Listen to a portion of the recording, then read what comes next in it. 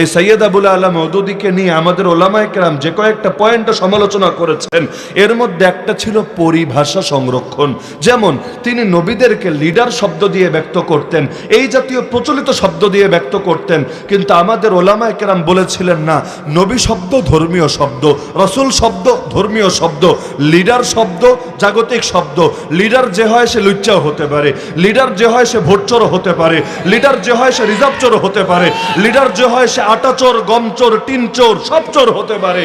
কিন্তু নবী যে হবে, রাসূল যে হবে, সে মাসুম হবে, সে আল্লাহর পক্ষ থেকে সর্বদা সুরক্ষিত থাকবে।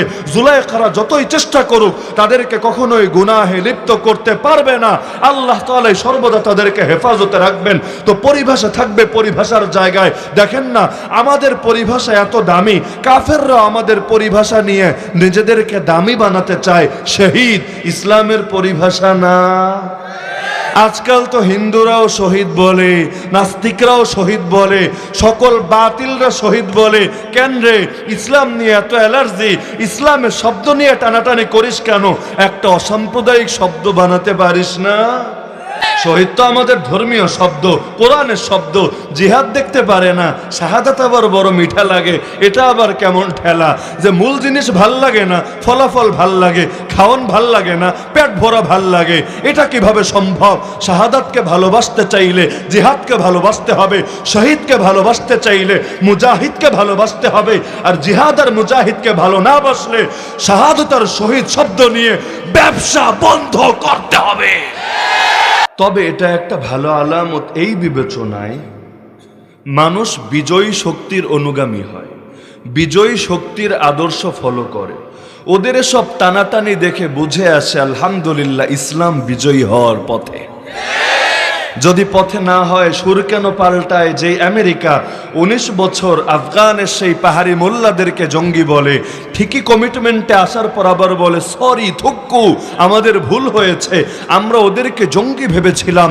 আসলে ওরা জঙ্গি না, ওরা সশস্ত্র স্বাধীনতাকামী বিপ্লবী যোদ্ধা। বাংলায় বলে ঠেলার নাম বাবাজি। এতকাল পরে এসে বুঝলি সশস্ত্র স্বাধীনতাকামী বিপ্লবী, এতকাল মনে হয় নাই। তো সময়ে সময়ে কথা পরিবর্তন হয় কেন? হ্যাঁ, কোন জাতি যখন আগ বেড়ে যায় তখন তাকে অনুসরণ করতে পারাকে লোকে নিজেদের জন্য প্রগতি, আধুনিকতার স্মার্টনেস মনে করে। ইসলামের শব্দ নিয়ে কে সাধে টানাটানি করে? দেখেন না, ওই মাথায় টাক পরা নাস্তিক বুদ্ধিজীবী কলামিস্টরাও নিজেদেরকে মুসলিম বলে পরিচয় দেয়। আমরাও মুসলিম, আমরাও কোরআন স্টাডি করি, আমরাও ইসলাম নিয়ে শেখ গুগলকে কাজে লাগিয়ে অনেক রিসার্চ আর অ্যানালাইসিস করি, বলে না? এই যে এতটুকু পরিচয় দিচ্ছে, যদিও ওরা মুসলিম না ভিন্ন কিছু, এটা বাংলাদেশের তাওহীদে জনতা জানে। কিন্তু তারপর এই যে পরিচয় ব্যবহার করে, এটা কি এমনি? এর দ্বারা কি এটা বোঝা যায় না মুসলমান পরিচয় দামি হতে শুরু করেছে বলেই আজকাল মুরগি চোরা, গরু চোরা, হাতি চোরা, কুত্তা চোরারাও এই পরিচয় দিতে গর্ববোধ করতে শুরু করেছে।